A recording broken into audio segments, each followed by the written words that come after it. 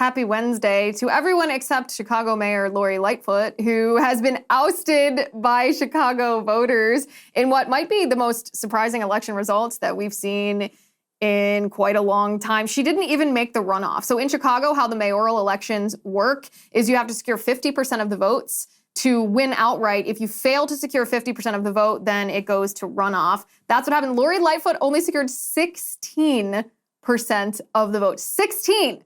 She was defeated by two other people. Paul Vallis got 35% of the vote. Brandon Johnson got 20%. And then in third came Lori Lightfoot. So she's out. We don't know who the new mayor of Chicago will be yet until the runoff, but Lori Lightfoot is gone.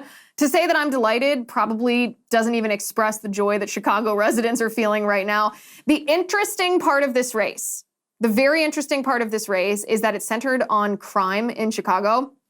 As the Biden administration basically ignores crime in our inner cities, as Democrats across the country tell us that, people are safe, even though it's more violent in our cities than we've seen in decades. This is actually what determined the outcome of this race, this mayoral race.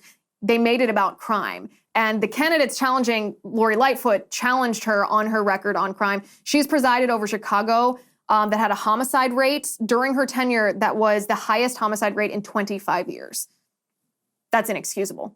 That's unacceptable. So this, I think, is a bellwether of 2024. People care about crime. Doesn't matter if you're a Republican, doesn't matter if you're a Democrat, as long as you're not a Democrat elected official who is part of the elite ruling class, who has taxpayer-funded protection, who is insulated from the actual physical harm and danger that is caused by the policies that you've implemented in inner cities for the past 50 years.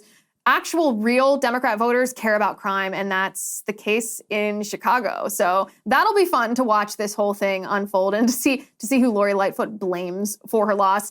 What we're going to talk about today on the show is another very, very liberal city, the city of San Francisco. I don't know if you guys saw this, but San Francisco is proposing a reparations package for Black residents of their city, or residents who identify as Black. Can't make this up. We're gonna walk through exactly what this verbiage is here because it's pretty funny. $5 million per person is what this advisory panel for the city of San Francisco is proposing. $5 million. Can you even imagine? For every single Black person who qualifies in the city of San Francisco. And this number, you might be thinking, okay, $5 million is an unfathomable amount of money for the government to just drop in your lap. It's really an unfathomable amount of money for most Americans. Most Americans won't see $5 million in their entire lifetime, let alone have the government give it to them in the form of reparations because of some wrongdoing that happened, not to them, but to someone a long time ago, and not perpetuated by people living now, but by people who have been long dead. The whole idea of reparations is crazy, but the hilarious part of this is this advisory panel on reparations in San Francisco was asked, well, how did you get to this number? How did you get to $5 million? Why pick $5 million? Why not, 100,000? Why not 1 million? Like, what did you use? What was your determining factors? What were your determining factors in choosing the number 5 million? This is what they said. I want to read this to you exactly. So Eric McDonald, who is the committee chair for the African American Reparations Advisory Committee, this is what he said. He said, we didn't use a math formula to arrive at this number. He said, this $5 million number was the result of a journey. Cannot make this up. A journey. He said, it was a journey for the committee towards what could represent a significant enough investment in families to put them on this path to economic well-being, growth, and vitality that slavery and all the policies that flowed from it destroyed. It was a journey. There was no math, no formula used in the calculation of this number. If that isn't the most hilarious thing, and we're going to talk about, by the way, we're going to break down actually this whole advisory committee because there's some behavior and some verbiage and everything about this committee that should be broken down. And a lot of conservatives might be a little wary of talking about this because it involves race. It involves a legitimate wrongdoing that happened in our country, slavery that happened in our country. But we're going to talk about this because this journey that Eric McDonald describes is a journey towards something, and that something is not justice, that something is socialism and Marxism, and there's proof of that in this advisory committee recommendation. So let's break it down.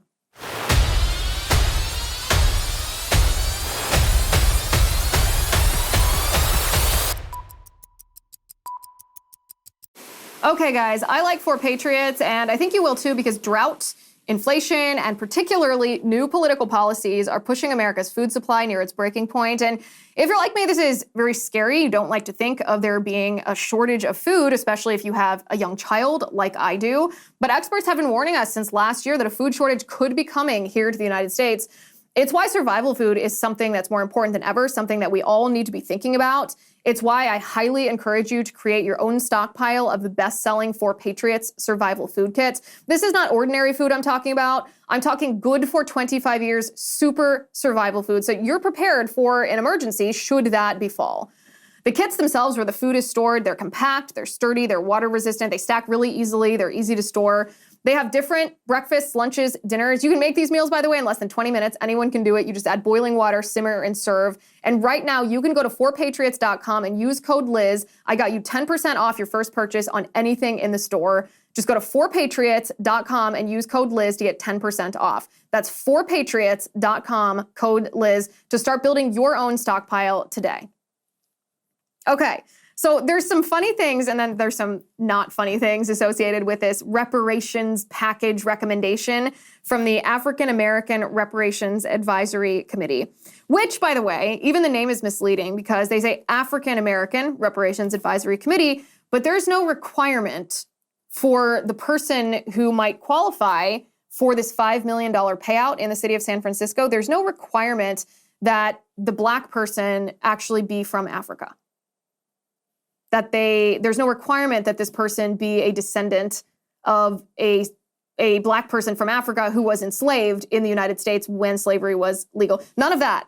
So this is actually the furthest that reparations proposals have gone, but it's not surprising. This is what we predicted would happen because reparations were always a disguise for redistribution of wealth, and it was a disguise that counted on people, maybe you and I, being fearful to engage in this conversation because it's a difficult conversation about race, to talk about, well, yeah, we had slavery in this country and it was awful. And it certainly did have ramifications that were downstream ramifications. It wasn't just the people who were enslaved whose rights were deprived.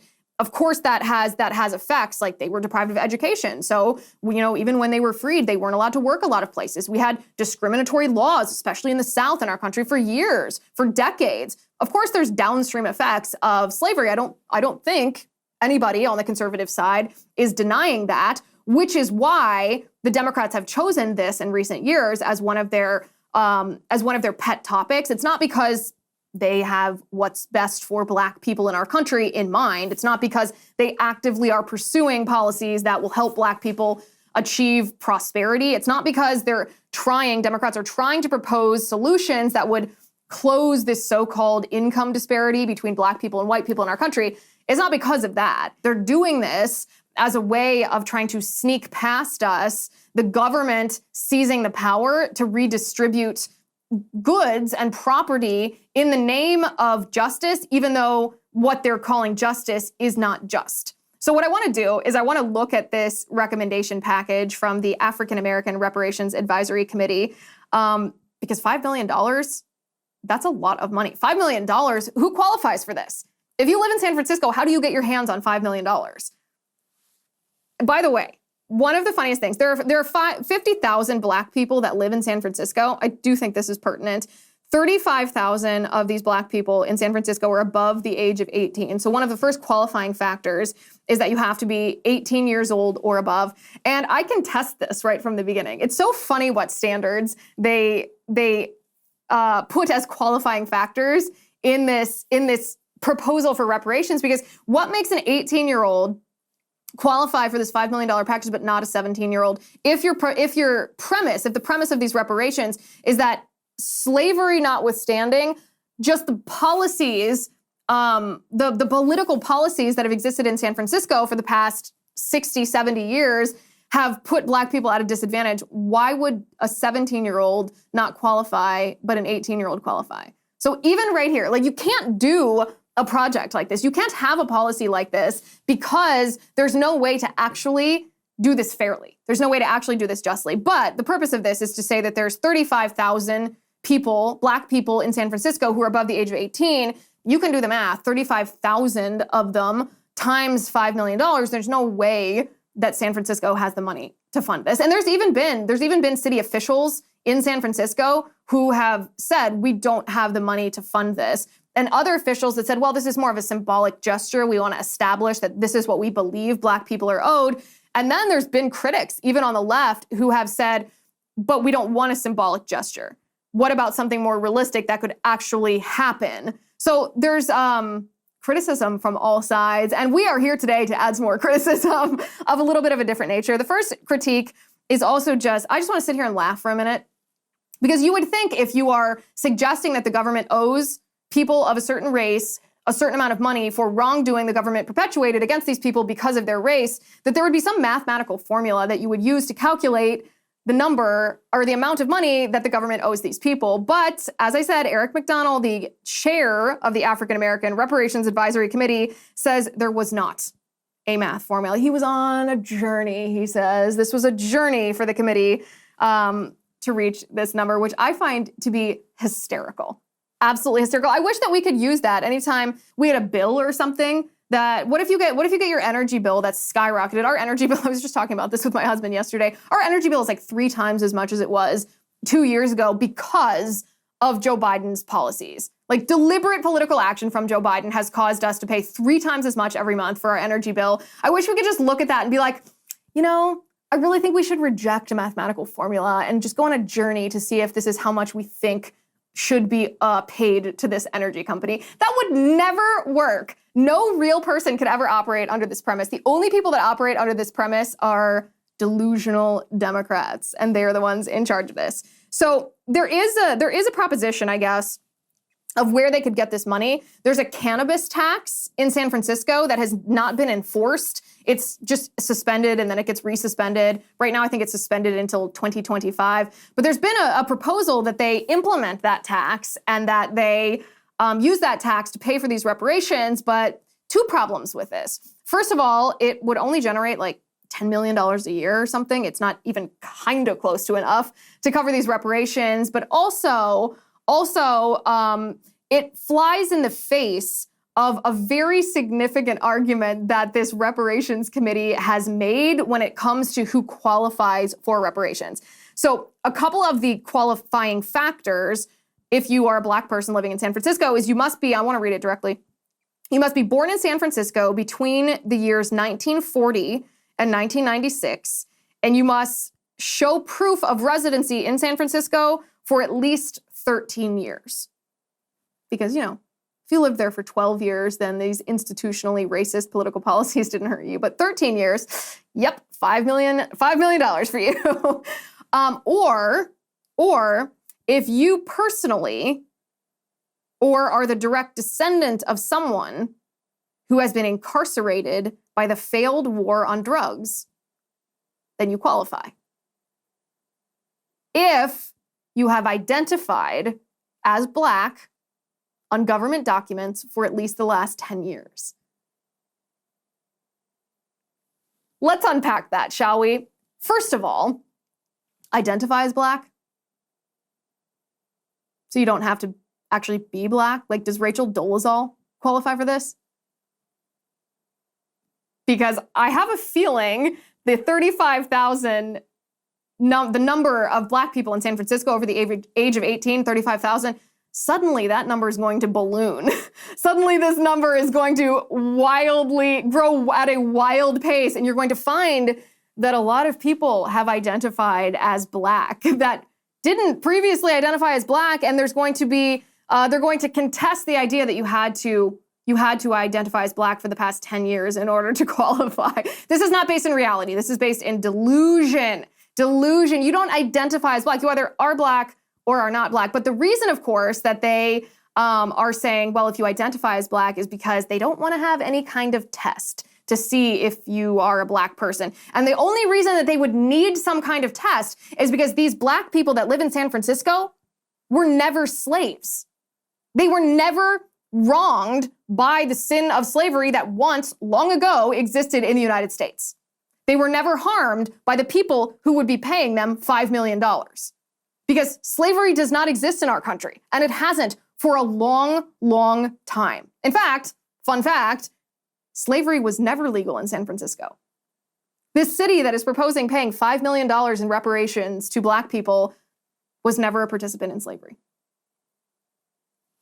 I'll just leave you with that for a second. Okay, so let's talk about what this is then. So if this is a Trojan horse, which it is, if this is a Trojan horse, let's break down exactly what it looks like. So socialism, the idea of socialism is the redistribution of wealth, right? It's the government having control of the means of economic distribution in a country, the means of production and distribution, which means that the socialist dictator at the helm of a socialist dictatorship decides who gets what and when. And the American people largely reject this idea, even though this is what the left wants. So the left has to find a sneaky way to slide this past people without people realizing what it is. So they've decided to use reparations as this Trojan horse because they say, well, listen, if we do this under this fake idea of morality, meaning that white people owe black people, modern white people owe modern black people for the sin of what white people did to black people hundreds of years ago, then this will justify in the minds of people who were socialism doubters, it'll justify the redistribution of wealth. So it's a way of tricking people into thinking that socialism in this instance is moral. And once you've broken through that ice, well, what's the limiting principle? You're just going to find some other so-called moral reason to justify the government stealing from Peter to give to Paul in the name of some invented social justice warrior agenda item here, right? But it's not just that. Like, that's obvious, the obvious part of the socialist aspect of this, but it's deeper than that. It's not just socialist, it's Marxist too. Because what Marxists want to do is they want to destabilize the cultural institutions, the civil institutions that are the underpinning of our country. It's not just that we, as the American people, tend to be a moral people or a Christian people, at least historically. It's not that we value these institutions because we are just in the habit of supporting them. It's that our system of government, this limited government that we have, where people rely not on the government, but on their communities and their churches and their families. Our limited government could not exist except for the fact that people rely on their families and their churches and their communities. Because if I didn't rely on my husband and my husband didn't rely on me and our child didn't rely on us as her parents and we didn't rely on our parents and our siblings and our church and our community, well, then we would have to rely on something because we are all interdependent. Humankind is interdependent. We are not individualized. What would we rely on? Well, the Marxists want us to rely on government. That would be the obvious thing to rely on. So they want to destabilize our civil and cultural institutions here. They also want to delegitimize our legal system, which is sort of a hybrid between a governmental institution and a cultural institution. But there are laws on the books that you might not agree with. You might not agree that you shouldn't be able to drink a beer until you are 21. You might think, well, if you can die for your country at 18, you should be able to drink a Bud Light when you're 18. And you'd have every right to believe that. You'd have every right to think that law isn't a good law. But if you looked at that law and you said, even though the American people have a representative government, meaning if enough of the American people pressured their representatives in Congress to say, we don't think this law is right, we don't think this law is just, we want it changed, then that should happen if the majority of the American people put that pressure on, and if our members of Congress are not compromised by outside interest, which, yes, is a compounding factor here. But the point of this, and it's oversimplification in a sense, but to illustrate my point here, if this law has the opportunity for recourse, meaning if we have a way of overturning it if we don't like it, and yet we have, as a nation, have chosen not to overturn it, then it's not inherently illegitimate just because one political faction doesn't like it. It might be if it violates natural law, but a law, for example, the federal ban on marijuana. It's still a criminal offense to smoke marijuana at the federal level. A lot of states have legalized cannabis, have legalized marijuana, but at the federal level, it's still illegal to participate in marijuana, right? It's not enforced because the states have legalized it, but it's still on the books. It's still technically on the books. And what the Democrats are doing is they're delegitimizing that law because they don't like it. Now, you can be an activist against it. You can say, I don't like it. I don't think it's fair. I don't want this. I want it overturned. But to delegitimize it because it doesn't have a violation of natural law like slavery did is to delegitimize our system of government. It's to delegitimize the entire rule of law. It's to delegitimize our representative republic itself. And this is the purpose of the people that are pushing reparations. Their intent is to use reparations to push their Marxist agenda, to delegitimize our entire society. They do this through the cultural institutions and they do this through the governmental institutions. And you can see this. This is not speculation on my part. This is not conjecture. This is not inference. You can tell that that reparations are not in the interest of Black people, that Democrats pushing reparations are not doing this with prosperity for Black people in mind because of how Democrats have behaved politically for the past 50 years. We're going to talk about that in just a second. But first, I want to talk to you about Genucel. Now, we talk about depressing news a lot, and sometimes it can feel, wow, I'm so immersed in depressing news. I hope that it doesn't make me look like I've aged 10 years. I would know, right? I'm immersed in this all day, every day. And I know I need help to make sure that it doesn't show up on my face. That's why I love Genucel. Do you know how many skincare products I've tried? Do you know how many do not work? Do you know how exciting it is when it feels like you finally found the secret to great skincare? I'm not the only one who feels this way about Genucel. Let me read you a note sent to me from a woman named Mary who lives in North Carolina. She writes, my husband and I both noticed that our skin is softer and smoother after having used the Genucel products faithfully for a few weeks. Our skin looks brighter, our wrinkles look softer and less noticeable, and the bags under my eyes are less visible. My friends, Genucel targets all of your problem areas: dark spots, skin redness, bags under the eye, even a sagging jawline. And Genucel works for men and for women of all skin types. And right now, Genucel's most popular package includes their new probiotic extract moisturizer for visibly healthier, more youthful-looking skin, absolutely free with every most popular package order. Go to Genucel.com/Liz for surprise savings at checkout. Any subscription box order includes a free beauty box plus free shipping. That's GENUCEL.com/Liz, Genucel.com/Liz. So the people to blame for the problems in the Black community in our country are Democrats. It was Democrats who were the proponents of slavery. It was Democrats who were the proponents of Jim Crow laws. It was Democrats who were opposed to civil rights. It's been Democrats who have completely obliterated the Black family. It's been Democrats who pushed the sexual revolution, sexual promiscuity, the birth control and abortion movement. It's been Democrats who, to this day, commit a genocide against Black babies in the womb. It's been Democrats who encourage, or who don't discourage, which is encouraging Black fathers to be absent. It's been Democrats and liberals in Hollywood who have glorified gang life and violence and drugs. It's been Democrats who haven't done what's the obvious step to take if you want to solve problems with income inequality, which is education levels. Democrats at every turn have promoted political policies which have actively harmed the Black communities in our nation. Period. It has not been Republicans. It has been Democrats. And so for the Democrats now to say, listen, we're the party that is the party fighting for Black people. We are the solution to this. We want to make this right, should cause everyone's red flag to be like, well, hold on there. Wait a second. Are you sure about that? Because if you actually cared about the Black community and you didn't have an ulterior motive here, if you weren't using Black people as pawns to achieve your socialist, Marxist, and communist political agenda, then why have you used your political power to harm Democrats for the past 50 years? So what Democrats are doing is they're gaslighting. They're gaslighting us. They're actually taking advantage and punishing voters by taking away, voters and taxpayers, I should say, for things that the Democrats have done wrong. So even though the Democrats are the ones that have harmed Black people, their Democrats are stealing from taxpayers to give to Black people. And the Democrats are getting off scot-free. In fact, if this goes through, the Democrats win at every turn. Their political agenda is advanced. They've grabbed authoritarian power. They've redistributed wealth. They've rewritten history. They've pointed the finger at someone else, shifted the blame away from what they have done to harm Black people and Black communities all across the country. They win, win, win. And you know who loses?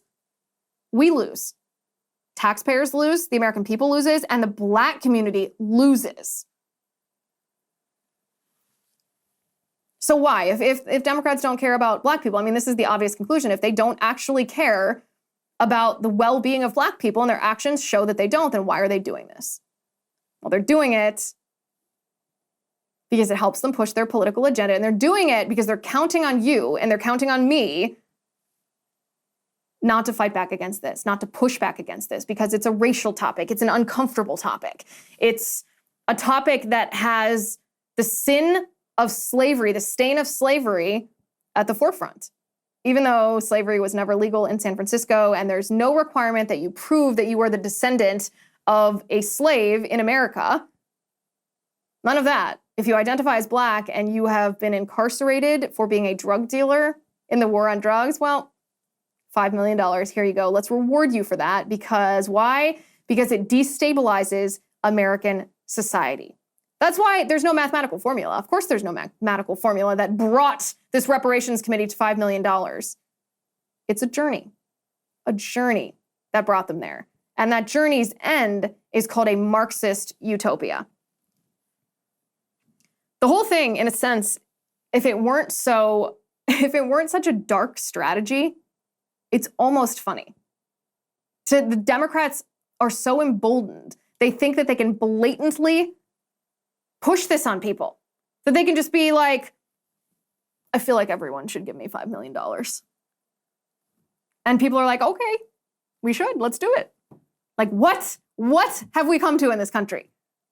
What have we come to that someone could even float an idea like this and that even one person would take them seriously? Unreal.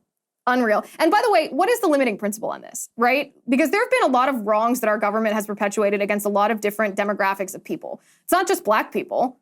Japanese people, Japanese American citizens were sent to internment camps during World War II. Women were deprived the right to vote, the right to drive cars, the right to open bank accounts of their own for the first half of the existence of our country. Gay people are famous for claiming that they have been discriminated against and faced oppression in the United States. So where does this end? Do we have a constant revolving door of reparations to every person who claims that they've been harmed by the federal government, or who had ancestors who were harmed by the federal government, or who didn't have ancestors who were harmed by the federal government, who weren't harmed by the federal government themselves, but who share an immutable characteristic with someone who was once harmed by the American federal government? The answer to that is yes, there would be a revolving door. Because if this strategy works, the Democrats will recycle it. They will use it again. Of course they will. They want to.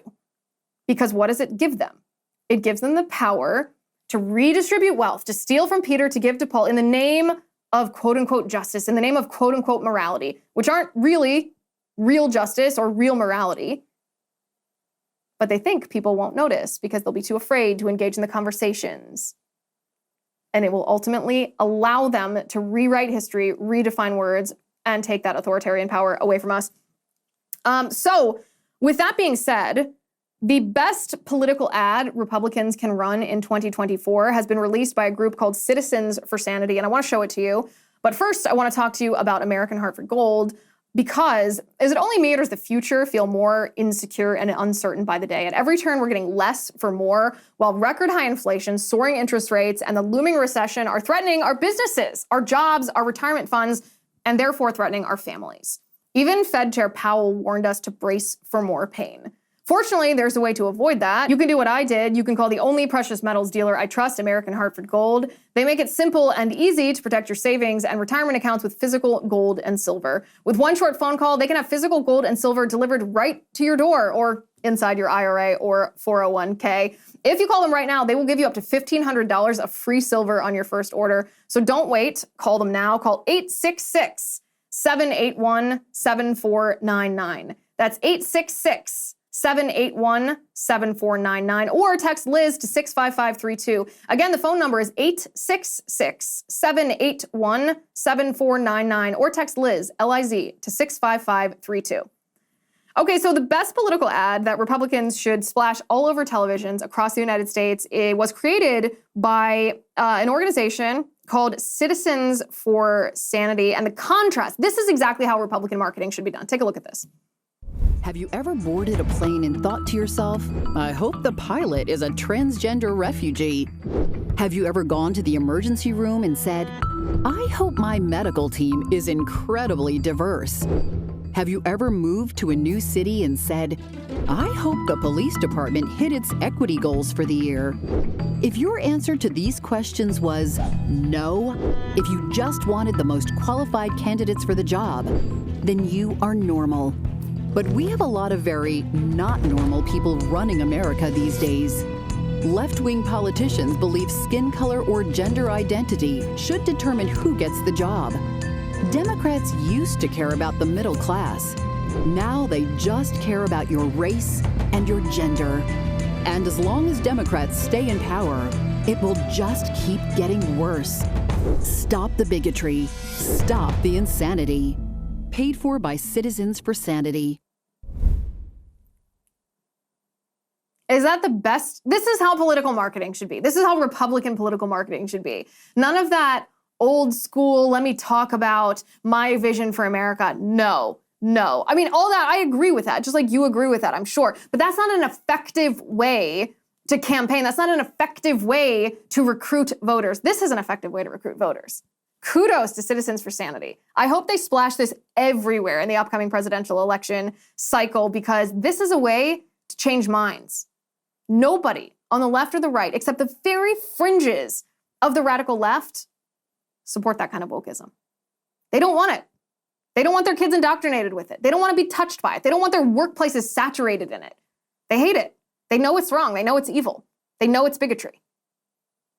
Democrats stand for it. Republicans stand against it. That's all you need to do.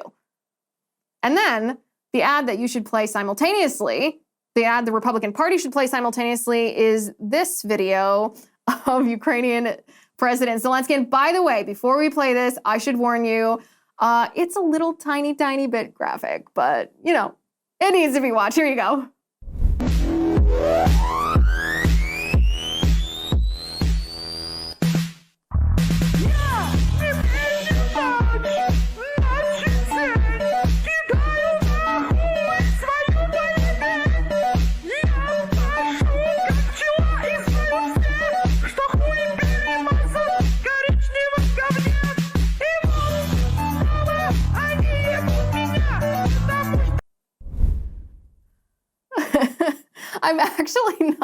I'm actually not even sorry for playing that. I'm not even sorry that you're scarred by that, because that, my friends, is Zelensky dancing naked with a bunch of men who appeared to be dressed in some sort of bondage gear. Well, not dressed. They're not dressed. They're naked. Bedecked in some sort of bondage gear, dancing sexually together. So disturbing, so disgusting, so nauseating. This is what the Democrats have done to our country. This is who the Democrats give money to instead of spending money here in the United States to help our families, to grow our prosperity. These two videos, I feel like, are the most powerful videos, to the most powerful advertisements Republicans can take advantage of in this upcoming presidential election cycle. I saw this video earlier, full disclosure, and I spent probably half an hour trying to figure out where to fit it in the show because I so desperately wanted to show it to you. So I decided to stick it here at the end. Whether or not it fits, you can be the one to decide, but there you go. That's the funniest thing that I've seen all day. What I want to do today, though, is I want to give you an idea of something that we do on a daily basis on the Liz Wheeler Show community on Locals. This is a special feature benefit for VIP subscribers, supporters at the Liz Wheeler Show community. It's a great community. There's tens of thousands of us who get together over there every day, and you get a ton of cool stuff, including additional segments of the show. So what I want to do right now is share with you one of these additional extended segments that usually are reserved just for Liz Wheeler Show community VIPs. But if you like what you see, please join us over there. Go to lizwheelershow.com/locals and sign up.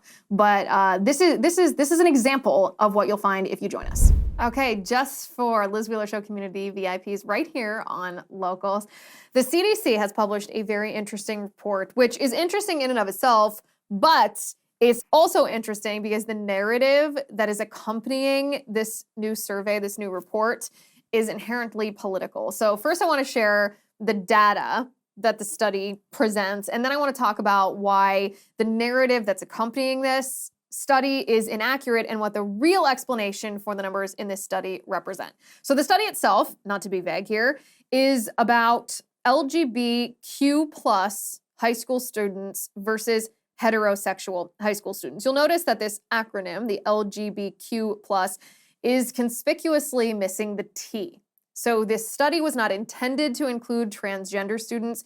This was supposed to be about sexual orientation, not gender identity.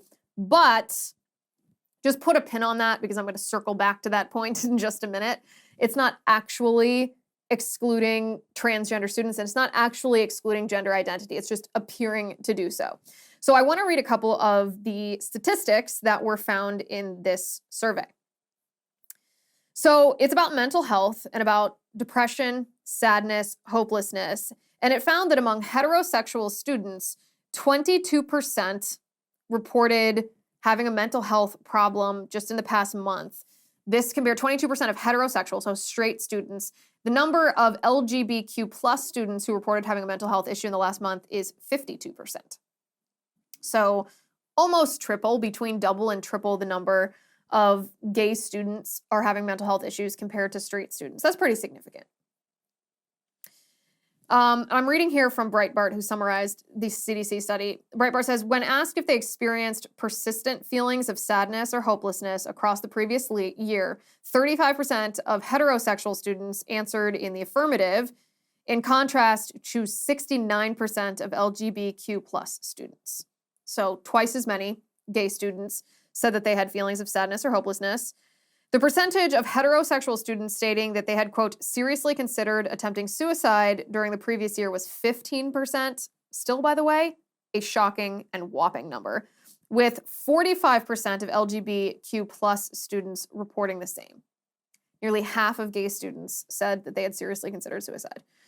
Breitbart says more acutely, 12% of heterosexual high schoolers said that they had, quote, made a suicide plan during the past years, while 37% of their LGBTQ plus counterparts said the same. 6% of heterosexual students claim to have actually attempted suicide during the past 12 months, against 22% of LGBTQ plus students. This is pretty serious.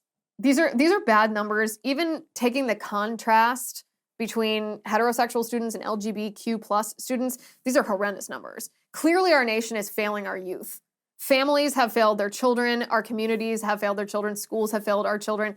This is like nothing we've ever seen before in our country. To see these rates of sadness, hopelessness, depression, suicidality, and suicide attempts. This is a crisis of epic proportions that's not going to go away. These teenagers aren't going to grow out of this. They're just going to grow into an adult generation who are suffering serious mental health crises if we don't identify the root cause of what's at play here. What's causing this? What is prompting this? What is leading these children into feeling so hopeless that they feel that their only way out is to actually take their own life, to end their life? This is where we get to the narrative. So the LGBTQ plus, conspicuously missing the T for transgender, is meant to make this about straight versus gay and not about gender identity. But by including Q and plus, most children who suffer from gender disorders and identify as transgender, identify with a gender identity, call themselves queer. So this survey is going to include children who have bought into or fallen prey to the gender identity ideology. They're just going to identify themselves as Q in this LGBTQ. You don't hear a lot of children who have fallen prey to queer theory, fallen prey to the transgender identity, who identify as a gender versus just being the gender that they were, being the sex they were born to be. You don't hear a lot of them saying, I'm straight. You hear them call themselves queer. So they're in this study. They're in this survey. The CDC just doesn't want you and I to sit here and be like, well, that's because of the transgender ideology in schools. Leading children down the path of delusion leads to this, serious mental health issues. So they pretend to remove gender identity and transgenderism, but they really don't. It's really just hidden in that Q in LGBTQ. So the narrative around this survey that the left is propagating is that this unhappiness, the sadness, the hopelessness, the depression, the suicidality, the suicide attempts is because of a lack of tolerance in our country, a lack of equality, a lack of inclusion, bullying, transphobia, homophobia. This is what the left tells us is the cause of children who have a LGBTQ plus identity or sexual orientation. This is what they tell us is the cause of this, but this is not true. This is not true because we would actually see the opposite on a graph. If we're looking at the trends of suicidality in gay people, for example, we would see a significant drop in depression and suicide attempts or consideration of taking one's own life if that were the case. Because our culture has become more and more accepting of LGBTQ people. So accepting, in fact, that our culture is virtually saturated with this, both, like all of it, from gender identity, sexual orientation, it's saturated with this. And so you would think that that would lead to, okay, well, I have equality under the law. I'm accepted by a lot of people. The people that disagree with me, they have a right to disagree with me, but it doesn't impact my opportunities in life. It doesn't impact my ability to live my life. It doesn't impact the way that I dress or the way that I speak or who I choose to be in a romantic relationship with, who I choose to live with, who I choose to commit my life with. So what is there to be depressed about? What is there to harm myself over?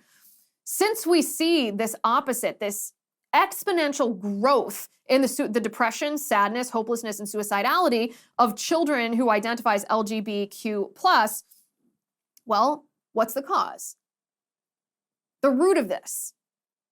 What is prompting this increase? The answer to that is actually very simple. The answer to that is because as a culture, this saturation of culture that I mentioned, this saturation of culture is indulging the delusion of the Q, the queer students, the transgender students with gender ideology, telling them that a gender disorder is real, that you are what you feel, you aren't what you actually are. This indulging of delusion leads to a detachment, a disassociation with reality, which always causes hopelessness and sadness and depression because you aren't anchored to, well, objective truth. You aren't anchored to reality. But it also pushes children along the gender-affirming pathway, which is puberty blockers and cross-sex hormones and then gender mutilation surgery, which is rife with regret and doesn't solve the underlying gender disorder or any of the comorbidities, the mental health comorbidities that these young people suffer from. So that's the root cause. At the same time, we have also, as a culture, tried to remove morality from sex and reduce the morality of sex to simply consent. We've said there's no proper context for sex. You don't have to be married. It doesn't have to be between a man and a woman. The only morality inherent to sex, this is what culture is teaching children, is if the other person gives you their consent. You can proposition anyone, you can have a hookup, you can have as many sexual partners as you want. Love and commitment has nothing to do with this. Marriage has nothing to do with this as long as there's consent. Now, of course, this is the more unpopular thing to say, but this also is a rejection of objective truth. You can pretend there's no morality to sex. You can pretend that hookups are fine as long as people are consenting. You can pretend that there's no regret. You can pretend that it's not harmful, especially to women, but to men too. You can pretend it's not harmful to marriage, but it is. It still is. So our culture has led children, both children suffering from gender disorders, into the path of delusion and bodily mutilation. And it's also led children, even straight children, but specifically this is prevalent, I think, in the gay culture, led children into thinking promiscuity is the way to empowerment instead of telling children, actually, there's a proper moral order to sex. And if you participate in sex in this proper moral order, then it's fulfilling, it's great, it's holy, it's fun. But if you abuse it, if you misuse it, then it leads to mental health issues. So this is what our culture has propagated for the past decades now, since the sexual revolution. It's no wonder that it has led to a skyrocketing mental health crisis. Children's sexual attraction is not to blame. There's not inherent depression that comes with sexual attraction. What's to blame is our culture leading children astray. All right, guys, go over to lizwheelershow.com/locals and join us. We do this kind of stuff, this extended segment on a daily basis over there, and we would love for you to join us. Thank you for watching today. Thank you for listening. I'm Liz Wheeler. This is The Liz Wheeler Show.